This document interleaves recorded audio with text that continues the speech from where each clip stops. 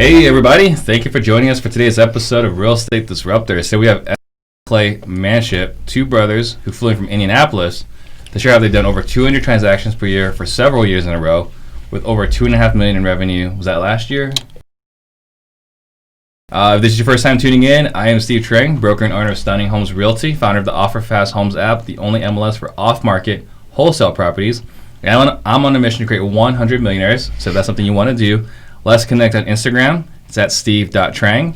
If you're excited for today's show, please give me a wave, give me a thumbs up. And as a friendly reminder, I don't charge a dime for this show. I don't make any money doing this. So here's all I ask. This is what it costs for you guys all to listen to this show.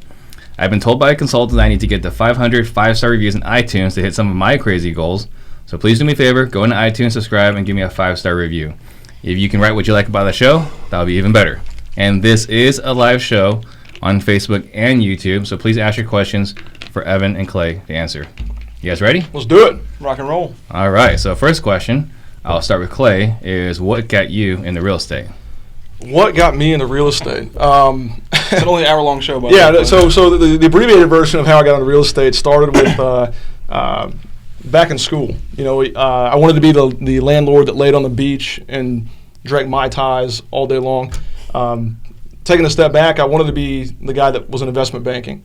I wanted to wear the suspenders and drive a Ferrari and make a lot of money, and realized pretty quickly that I didn't want to work 100-hour weeks. And so read Rich Dad Poor Dad, which seems to be the quintessential cliche, right? Mm-hmm. Read Rich Dad Poor Dad, wanted to be the landlord laid on the beach, and learned that was a tangible thing. So real estate seemed to be the vehicle to get me into that passive money lifestyle, and come to find out it's just a giant myth, right? I mean, it's still very active in what we do today. Oh, yeah. So that's what got me into wanting to be in real estate, 8, 9, 10 years ago. Yeah, and it's interesting, we were lucky enough to, we went to a giant public high school in Indianapolis, graduated with 800 kids or something in our class.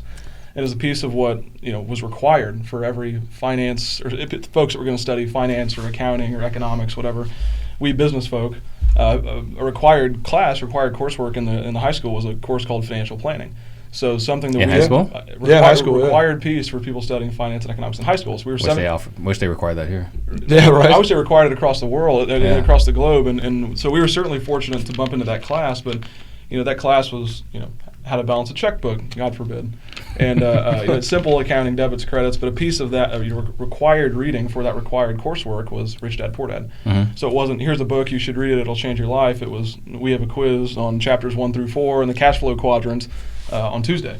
So wow. We had that beat into our minds kind of by sheer happenstance, and it completely changed the trajectory of us, professionally and personally, for that matter. Yeah, we learned pretty quick. In high school, we were focused on, instead of having a job that paid 6 figures, that's like the magic number, right? Mm-hmm. To escape that and think, once we make that money, what are we doing with it? And so that was kind of what escaped it and got into real estate. Gotcha. And then for you, same thing?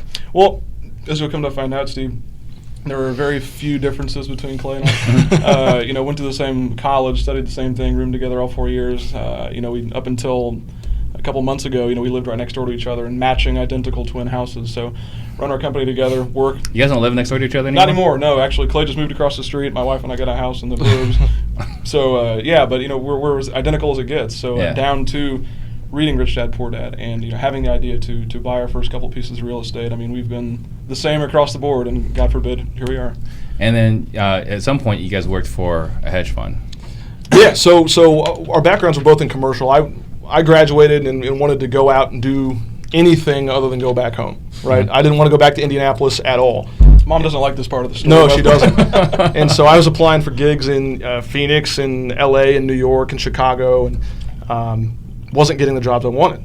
And so applied for one job back home, happened to be at a hedge fund in Indianapolis, got that job and was working in the commercial real estate group of that hedge fund. Mm-hmm. And Ev had a similar story. We thought that post-college, you can only be so alike for so long.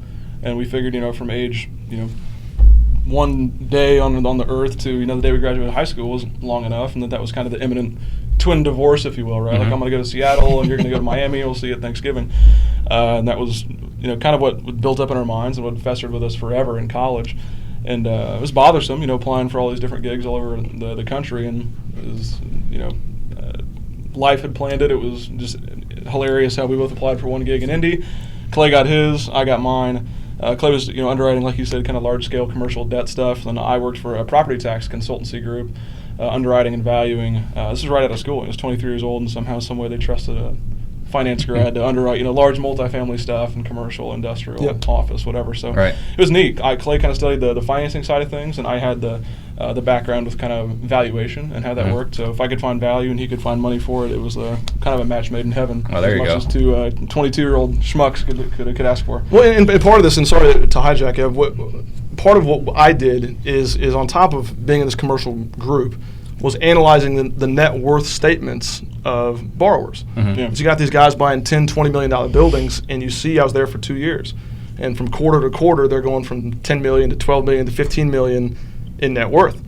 And compound that with Rich Dad Poor Dad, I knew damn quick that I need to be on that side of the table versus on this side of the table. And it wasn't hard to figure out. Yeah. So combined with our kind of our educational background and then practical experience, it was a no-brainer to start buying real estate. Okay, so when you guys started buying real estate, was it straight in the wholesale, or what was that first move? Our first deal was kind of funny. Horrifying. It was scary. Let's stick with funny. Let's stick with funny so the viewers stay. It was funny in the fact, it was 2013, Halloween of 2013 is when we closed on it. We bought it together, naturally. We identified this house off the MLS, and it was 2013, so you could cherry pick deals off the MLS like crazy. It's a $24,000 house, and we conventionally financed it. We found some bank to lend us whatever, $17,000 or whatever it was, and our mortgage payment was $93 or something, and at least at $650 or $700, we bought it with a tenant in place who was paying like clockwork, so it was hilarious.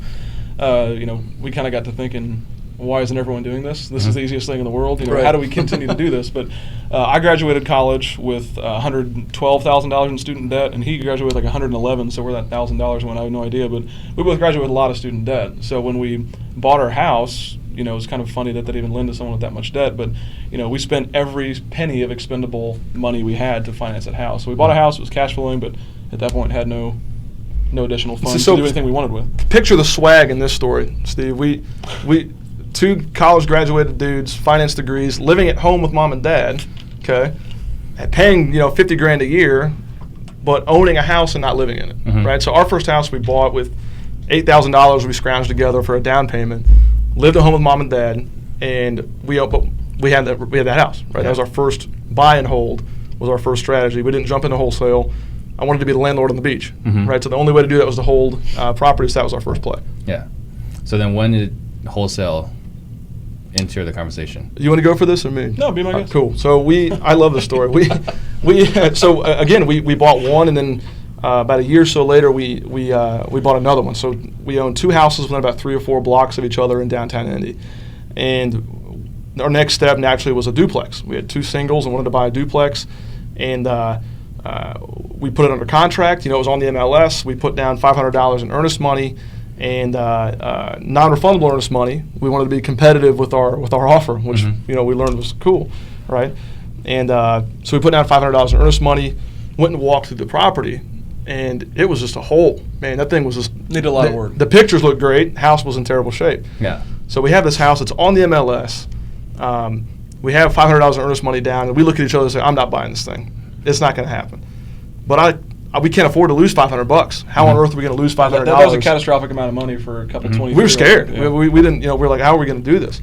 And so we picked up the phone and started calling everyone in the area. We knew how to go into because of our corporate backgrounds. We knew how to go into public record, and so we went into public record and searched who was buying stuff up and down that street. And I'll never forget, we made 24 phone calls, all no's, and then I took us 25, and then the 26th call was to a guy named Steve, who was our first wholesale buyer. So we put it under contract $50,000, I think, and sold it for $63,000. And so what was going to be a $500 loss turned into a $13,000 gain overnight. Yeah. And I say overnight, but we put in a lot of work into that deal. But it was we wholesaled the deal off the MLS. And that's how competitive the market started to be.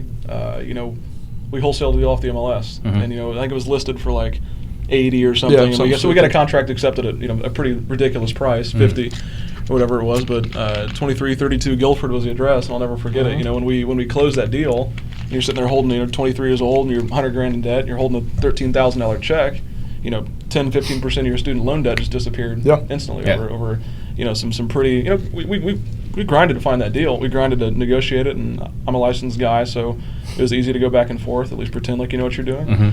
But we got that CCIM next year. Yeah, you're right. No, those letters actually paid for themselves. But we got a little bit of luck, but a lot of hard work, and we saw that $13,000. We went out to a happy hour afterwards and took the family out for dinner, and we thought we were rich. It was great, but that $13,000 really blazed the trail for what we do now. Yeah, it proved concept. Like that first rental house, we bought it on Halloween, and then November 1st, rent was due. And so I got a $650 check on that day, and it proved concept. So there's something to this. That wholesale deal on Guilford proved concept. And so, okay, we're on the right path. We've already made mistakes. We're going to keep making mistakes, but we're making mistakes in a way that allows us to learn and move forward. Yeah. And that was really our first wholesale deal. Gotcha. And then what happened after that?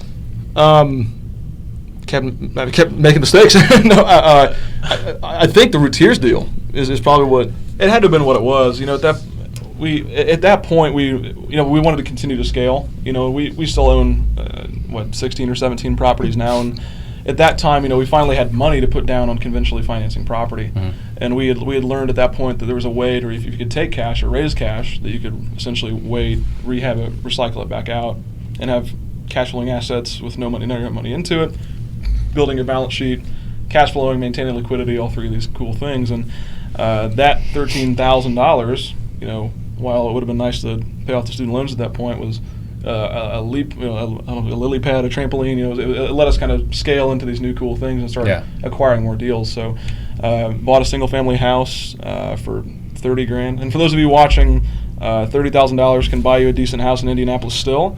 Certainly could back in 2014. So when I say I bought a $30,000 house, it wasn't some Section 8 dump. It was actually a decent place. 1813 Routiers, Routiers, for those of you watching. Neat little house, bought it, paid off our hard money investor, and then we had our first BRRRR deal, kind of by accident. And this was before people were writing books about it or bigger pockets articles or whatever. It was just kind of a thing that we did. And that $13,000 really paved the way for us to scale. So you guys are learning a lot of things, basically inventing things on your own. That don't get carried away. Well, as far as you guys knew, we're inventing things. There was no sexy acronym for it. It was just buying cash and then recycling it back out once you add value to it. Right. Yeah. And a lot of this, we understood what arbitrage was at a relatively young stage. We knew that markets were inefficient in real estate, and what this led us to is, okay, if we can identify this BRRRR strategy and do 50 of them a year, 10 of them a year, right? We just got to find the right product. We got to find the right stream of inventory. Yeah. And so, correct, we kind of jumped into this BRRRR thing, but on top of that, we realized if we can create a pipeline that brings this stuff in, we can get to that landlord on the beach pretty darn quick. Yeah. It's not going to be as long as we think. And so that was what led us into kind of sending out yellow letters and postcards, door knocking, kind of the entry-level wholesaler stuff. Yeah, we had that the house that we bought. We had that $12 or $13 grand kind of sitting around, and we had to partner it with some additional bridge money to take down the house and to rehab it. And we didn't know a bunch of rich people at the time who could lend us money. We were a bunch of schmucks and 24-year-old kids that didn't have any track record. And so we had to find someone to have some level of belief in us. And we combed through bigger pockets and held a phone book for part of it. Went to these meetups and couldn't find anyone that would lend us this money. And 20 grand, whatever it was a lot of money back then. And shout out to Jeb Brilliant, our first investor. He's the one that I credit with our company. His name's Jeb. He's from Long Beach, and I found him on Bigger Pockets. I like saying to people, I met him online. You want to do there's a deal, 2 or 3 houses money. I'll lend you money. More than that, I want to do cash buyer. But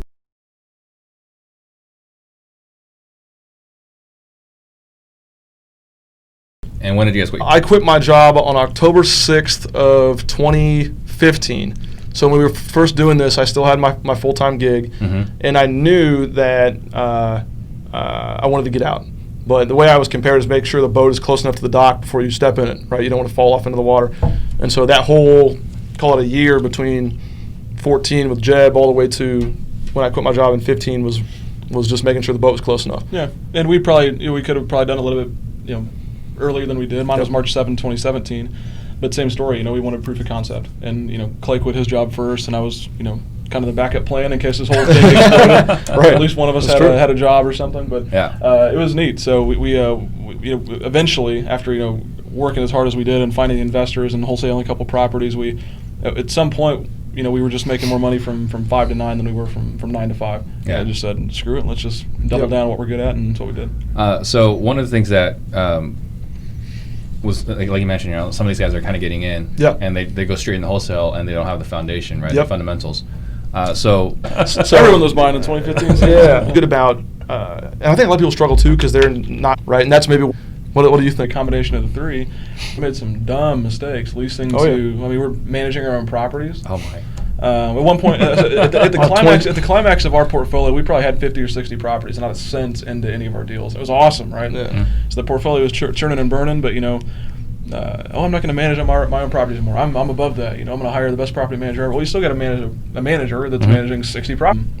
Identifying appropriate people, appropriate placement was constantly a struggle. But it's going to be a struggle. There's no way to jump directly into it and not still be a struggle. So today, right? And we're getting ready to head to Portland. The guys have been doing this for 30, 40 years, and it's still for them. It's just So value first comes first, and a lot of people when they're wholesaling don't understand how to get to value. They didn't work in property tax. They didn't work in the commercial space. They don't have a fancy CCIM next to buyers to buy. And we've also got an entire marketing to buy. So, we don't have a buyer that makes up 25% of our business, or even of it's a Gatling gun, and it's all different. So we've maintained that to be true for. And it's because so we can avoid it because they're going to gut you on stuff. Yeah, they want it their way, and not to say mom and pop buyers don't, but if we're providing value, to Clay's point, we're in our new office we just finished up. We're getting a big mural painted or whatever of the city of Indianapolis, the map of Indianapolis, whatever. Right up there on the front says value first, in giant red bold font, value first. Because I want my guys to see it every day when they walk through. Value first. And if you provide value, it doesn't matter if someone's a full-time real estate investor, a flipper, a buy and holder, a freaking teacher with 401k money sitting around, right, or 403b money sitting around. They're going to buy as long as you're providing value. So that's what the chief difference in our group is. Those two things. So let's talk about it. So you say you got 3 guys actively looking for buyers at all times. So what are their responsibilities? Not necessarily even looking for buyers. We